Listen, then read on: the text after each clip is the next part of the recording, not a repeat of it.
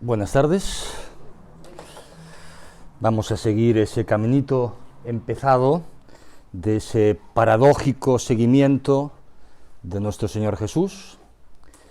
Tal vez vamos descubriendo que no puede ser de otra manera, sino solo puede ser así, como afrontando las tensiones y buscando una vida lo más equilibradamente posible. Aunque no es fácil. No es fácil porque en el fondo es muy fácil saltárselo, yo creo esto.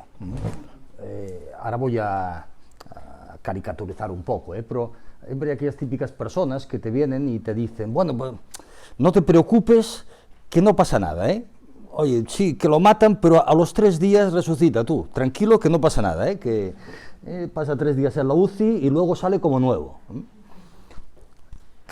Caricaturizo, pero existe esta mentalidad. También te encuentras con la mentalidad opuesta, ¿no? Los de Maús, que no hay esperanza posible, que lo han matado y nos han matado del todo y no queda más remedio que volver a lo de siempre y bueno, chico, pero que no ves que a través de esta entrega, de esta muerte, se abre una brizna de esperanza y de luz que brota de ahí, en el seno mismo, ¿no? Exagero, pero todos nos cuesta encontrar ese equilibrio, estamos siempre dando bandazos a veces entre un extremo y el otro, ¿no? Mucho aleluya, aleluya, aleluya, resucitó, es verdad, sí, es verdad, pero es un resucitar llegado, y mucha cruz, y más cruz, y solo cruz, y bueno, y es verdad, y las imágenes que hoy nos ha puesto José hemos visto muchas de estas, ¿no? Y con todo, ahí en medio de esa cruz a veces es luminosa también, Bueno, son las paradojas que hemos de sostener en nuestro seguimiento, porque lo de Jesús, a mi modo de ver, es una humildad revolucionaria. Es profundamente humilde porque no hay nada de aparatoso, no hay nada de espectacular, no hay nada de grandilocuente, y a medida se pone a lavar los pies de los discípulos, una cosa más vulgar y más sencilla no la encuentras, ¿no? No hay ningún aparato ideológico del proceso de la revolución, no hay nada de esto, ¿no? Y en cambio es profundamente revolucionario, porque eso de que el Señor se pone a los pies, el Señor es el siervo y el siervo es el Señor, eso nos trastoca totalmente nuestros planes. O sea, nos cuesta concebir tal paradoja, pero es así, El siervo es el Señor y el Señor es el siervo. Esto se lo podríamos decir a estos consejos de las grandes multinacionales, y decirles, mire, escuche, ustedes son los siervos, no son los señores. Sí, anda por ahí, ¿no? O podrías bajar abajo al portero, usted es el señor de aquí. ¿Pero usted está loco o qué pasa? ¿No? O sea, y en cambio, algo de esto es verdad, El Señor es el siervo y el siervo es el Señor. Y yo personalmente creo que esto lo entienden.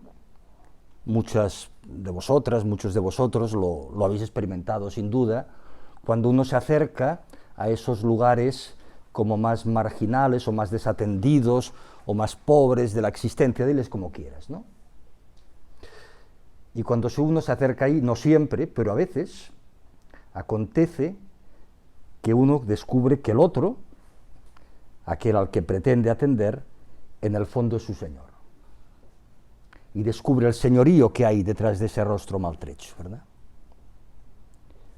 Y tal vez esto también lo entienden aquellas personas que trabajáis, también entre vosotros habrá, en el mundo de la empresa, de la profesión, y posiblemente os habréis descubierto muchas veces que allá, donde fácilmente uno puede ser el Señor, en el fondo está siendo el siervo que sirve y se entrega también para la vida de los demás a través de esa profesión, a través de ese servicio, ¿verdad?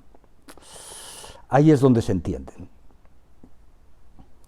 Y los que andamos, que no estamos ni muy cerquita de los más marginados, ni tampoco del mundo de la empresa, pues ahí un poco de una manera mediocre intentamos que el Señor nos diga alguna palabra que nos desestabilice y nos ponga en esa dirección del siervo que es Señor y del Señor que es siervo.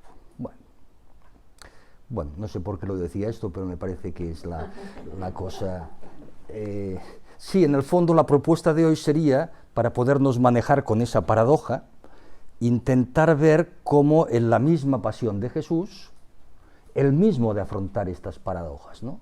En su intento de ser fiel al máximo al Padre que le vive por dentro, él se encuentra también sumido en estas paradojas. Y a lo mejor si vemos cómo él las vive, a lo mejor nos ayuda también a nosotros a vivirlas lo más parecido a él, como él, con él y en él. Esta sería un poco la propuesta de esta mañana, ¿no?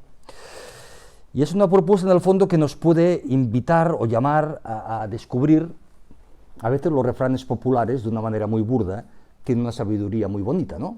Aquello del contigo pan y cebolla.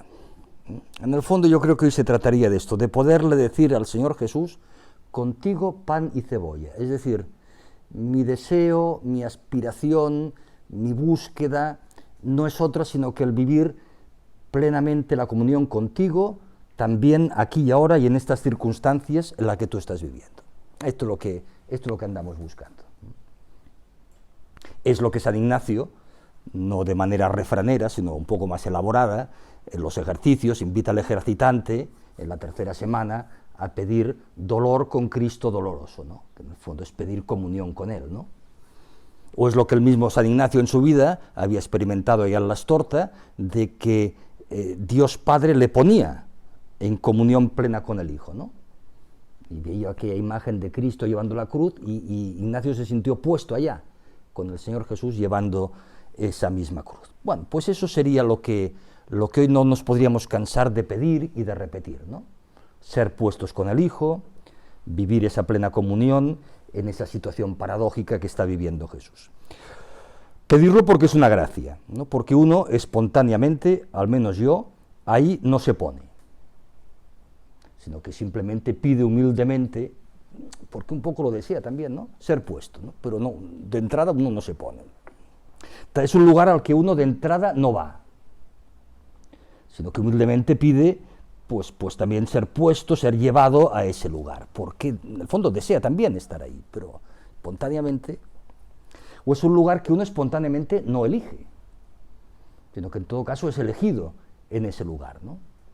Y desea ser elegido porque lo alberga por dentro, ¿no? Es una gracia que hay que pedir porque no es espontánea, ¿no? Y entonces, pues en ese lugar en que uno es puesto, poderse sentir en comunión con el despojado. En el fondo es una comunión de despojos, lo que ahí acontece, y lo que realmente andamos buscando. Y si andamos buscando eso, pues no es el momento de decir, bueno, hasta aquí hemos llegado, ya me voy, no más, no tengo fuerza para más, es el momento de marcharse. En el momento en que eso es lo que andamos buscando, pues es el momento de sostener, fiel y esperanzadamente, permanecer en ese lugar. Sería el momento de, por poner tres palabras, esta tarde, de intentar, en primer lugar, confirmar, concretar y visibilizar.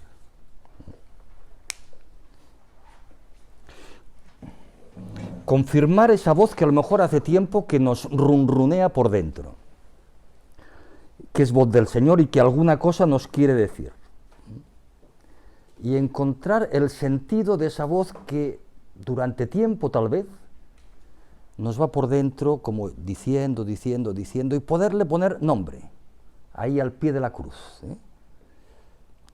Como poder intentar responderse humildemente a esa pregunta, Señor, ¿a dónde me estás queriendo llevar? ¿A dónde me estás queriendo llevar? Y presentárselo, me parece que la cosa va por aquí, e intentar ver el que dice, si de alguna manera lo confirma. También es el momento de concretar. Concretar es decir, disponerse a vivir nuestra vida crucificadamente y sin amargura, como Él. Porque yo creo que esa concreción nos la vamos a encontrar muchas veces. Si ya nos predisponemos a cogerla sin amargura, pues bienaventurada situación la que nos encontraremos, ¿no? Y por último, visibilizar, que en el fondo es expresar nuestro deseo de hacer visible nuestro conmorir con el Señor Jesús a base de convivir con aquellos más despreciados de nuestro mundo y convivir teologalmente entre ellos, ¿no? Y por tanto en medio de las tensiones, de las contradicciones y de los conflictos humanos que acaban siendo inevitables, ¿no? O visibilizar, pues qué sé yo, que formo parte o que quiero formar parte más intensamente de la comunidad del Señor Jesús, que es la comunidad del llanto compasivo por el mundo. Me gusta así llamarle a la Iglesia. La Iglesia es la comunidad, ojalá lo sea más, de aquellos que lloran compasivamente por el mundo y con el mundo, ¿no? Pues concretar que yo soy de esos, y que quiero estar ahí con esos y en medio de esos, que quiero dejarme configurar por el compasivo. Bueno, naturalmente esto no se improvisa, esto lo venimos trabajando de tiempo atrás, esto es fruto de un proceso largo de acompañamiento del Señor Jesús, que va destilando este modo paradójico de seguirle. Tampoco Jesús lo improvisó. A mí me parece que sería bonito considerar la muerte de Jesús, la pasión y muerte de Jesús, no como el final de su vida solamente. Vive, nace, hace lo que hace y muere, ¿no? Sino que de alguna manera la pasión de Jesús es el fondo con que Jesús ya vivió todas las cosas antes y por tanto está presente desde el origen. Va con él toda la vida, porque Jesús todo lo hacía con pasión, en el doble sentido de la palabra que decíamos, ¿no? Apasionadamente y sufrientemente, ¿no? Todo lo hacía con ese gozo que le venía del Padre de acercar al Padre a los demás, y esto era profundamente gozoso para él. Y también todo lo hacía desde esta perpleja experiencia de que la gente no lo entendía, y le perseguía, y le machacaba, Toda la vida es pasión en Jesús, ¿no? No es algo improvisado o algo que llega al final, sino que es el fondo que da consistencia a toda la vida de Jesús. Todo lo vivió con pasión. Bien, pues ahí van algunos, vamos a hacer como esta mañana, una prelectio, y luego cada uno le hinca el diente allá donde vea que encuentra sustancia personal, sobre algunas de estas tensiones que Jesús ha de vivir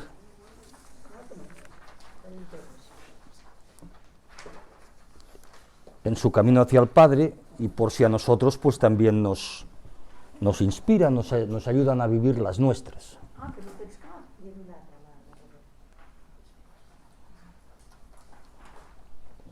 Si no llegarán para todos, haremos copias, ¿eh? No sé.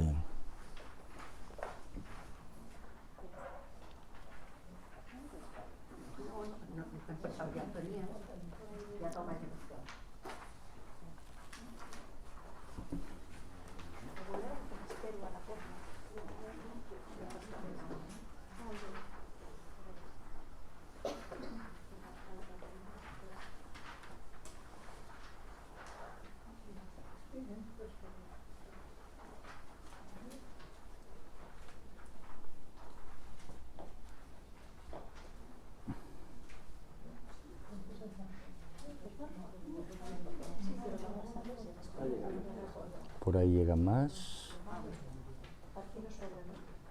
¿Sobran algunas, no?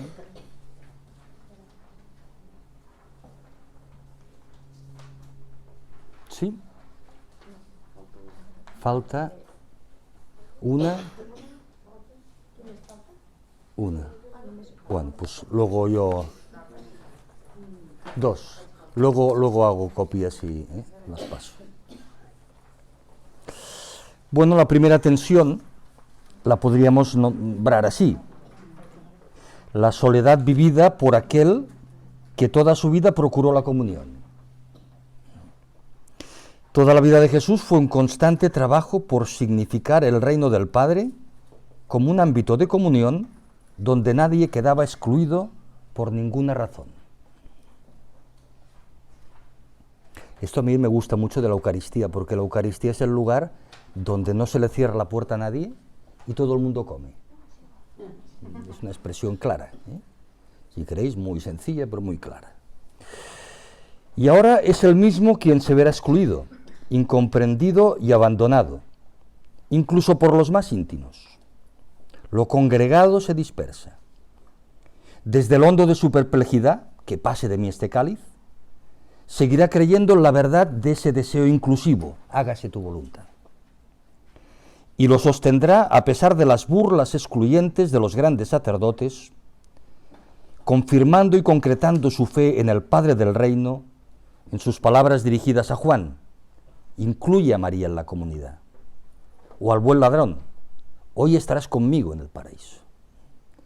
Esa vocación inclusiva sostenida incluso cuando uno se siente totalmente como marginado y apartado de la comunidad.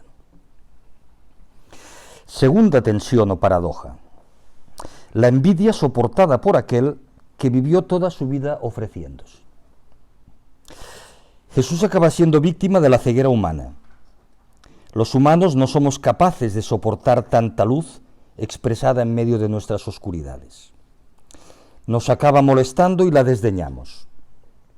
Nos empeñamos en permanecer en nuestras oscuridades aparentemente provechosas. Seguridades, puestos importantes, privilegio, fama, éxito. Todo eso que Jesús deja al lado y suelta y ofrece para poder ofrecer algo mucho mayor. Ahora en la cruz lo que le queda por ofrecer antes de morir es el perdón.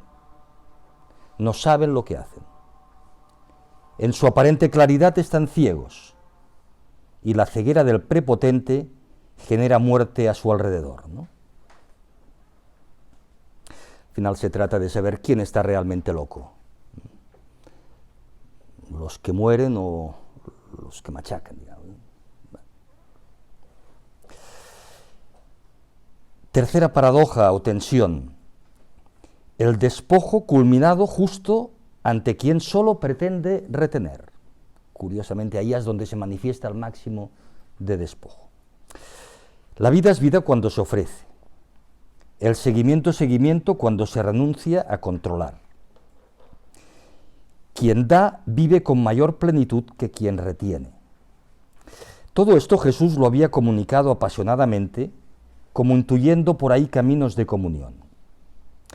Ahora se encuentra frente a un egoísta que tiene el poder de decidir sobre su vida y que no tiene la más mínima intención de salvársela si eso le acarrea conflictos, amenazas o pérdida de poder. Curiosamente es Jesús quien hace ver a Pilato la fragilidad que hay en su aparente fortaleza de estar en condiciones de decidir. Y el Evangelio de Juan es muy irónico en este sentido, porque Pilato va como una marioneta de arriba abajo y lo llevan por donde les da la gana. El pobre hombre no sabe al final qué hacer, ¿eh? La autoridad totalmente desquiciada. Porque de hecho quien ya ha decidido es Jesús. El gozo verdadero, aunque comporte sufrimiento, está en el ejercicio de una libertad que ha vivido entregada y se entrega hasta el final. Y así lo confirma en la cruz: todo se ha cumplido. No dice todo se ha acabado, sino dice todo se ha cumplido. Cuarta paradoja o cuarta tensión: la frivolidad que acucia sobre aquel que ha tomado su vida en serio. Jesús se ha tomado toda su vida muy en serio. La ha tomado del Padre en sus manos. Eso lo ha expresado, lo veíamos ayer, de modo sublime en la última cena. Tomó el pan en sus manos, lo bendijo, dio gracias. Su vida es una bendición de Dios para los demás. Debe doler mucho cuando uno vive así la vida, desde el agradecimiento y la entrega, el toparse a una persona frívola como Herodes. Se tiene la sensación que quieren jugar con uno, que quieren divertirse a costa de uno, que a uno no se lo toman en serio, que todo parece haber caído en terreno pedregoso, que su vida ha sido apasionadamente acción de gracias y apasionadamente entrega servicial, es causa que aquí solo se pueda defender callando. La frivolidad es demasiado superficial para entenderlo.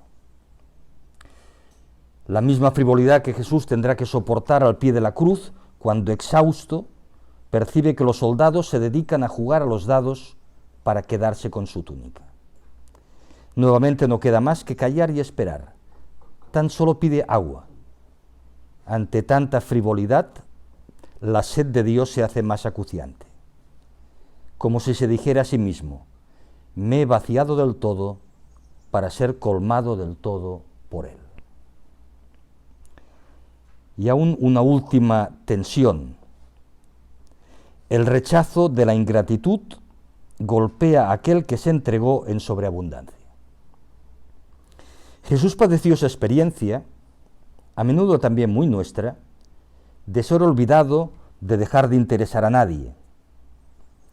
La masa popular, indiferente y olvidadiza, ahora no puede sacar ningún provecho de Jesús.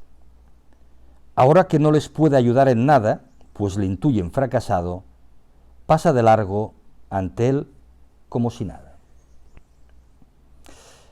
Atrás queda en el olvido aquella vida apasionada que se había dejado la piel atendiendo, abrazando, sanando, levantando tantas y tantas vidas del polvo. La ingratitud es muy cruel, y más cuando uno anda necesitado de algún gesto amigo de cercanía. Una vez más, su apasionamiento ha dado con la otra cara de la moneda, el sufrimiento. Dio en sobreabundancia y recibe mezquindad. Bueno, es bonito ver cómo Jesús afronta todo eso, ¿no? Porque tarde o temprano, de un modo u otro, yo creo que todos alguna de estas tensiones las hemos de afrontar y, bueno, y es bonito verle un sentido, ¿no? Y se cuestiona: ¿qué ha pasado, Padre? ¿Me habré equivocado? ¿He hecho mal las cosas? Fuera no hay respuesta a esta pregunta. Dentro, la apuesta confiada es la manera vital y concreta de afrontar la paradoja. Me siento abandonado, pero pongo en tus manos mi vida. Ahora ya del todo y definitivamente. Bien, ¿cómo podríamos rezar esta propuesta esta tarde, el tiempo que tengamos? Hay como un par de posibilidades, añadiré otra. Una primera es a lo mejor volver a releer el texto, quedarse en aquellas expresiones que uno intuye que le hablan a él, ir a lo mejor a las escenas evangélicas referidas y quedarse allá calladamente, expectadamente, esperando confirmación, concreción y visibilización. Podría ser una manera, no, por tanto, no abordarlo todo, sino quedarse allá donde a uno alguna cosa le resuena por dentro. Otra manera sería simplemente, a modo de mantra, irse repitiendo aquellas o alguna de aquellas 7 palabras de Jesús en la cruz, que las tenéis ahí. Perdónalos, no saben lo que hacen. Mujer, ahí está tu hijo, hijo, ahí está tu madre. Hoy estarás conmigo en el paraíso. Tengo sed. ¿Por qué me has abandonado? En tus manos, Padre, entrego mi espíritu. Todo se ha cumplido. Bueno, quedarse con alguna de ellas también donde uno encuentre resonancias y dejar que por dentro vayan hablando. Aún si queréis una tercera propuesta, aquí hay una serie de frases que recogen unas cuantas paradojas. Podría ser lo mismo, podría ser de mantra, allá donde uno encuentre sustancia. Dejo la hoja aquí para que la podáis tomar, ¿no? Dice: como Jesús vivimos en medio de la comunión y la traición. Bueno, si alguna vez esto lo evocas, lo vives, lo revives, te sientes cercano a Él. Como Jesús vivimos en medio de la amistad y de la soledad, en medio de la acción y la pasión, en medio de la ilusión y la desorientación, ¿no? En medio de la fidelidad y de la incertidumbre, en medio del banquete y de la exclusión, en medio de la oración y del hastío. ¿Cuántas veces nuestra oración ha sido un poco vivida con cierto hastío, ¿no? ¿Y cuántas veces en medio del hastío hemos rezado? En medio de la lealtad inquebrantable y el egoísmo recibido. En medio de la resistencia y de la entrega. Nos entregamos a menudo resistiéndonos, pero no podemos resistirnos de entregarnos siempre un poco más. En medio de la pobreza y de la nobleza. En medio de la incomprensión y del perdón. En medio de la consumición y de la consumación. Bueno, por si ayuda, ahí también está esto. Cada cual vea que es la mejor manera para rezar.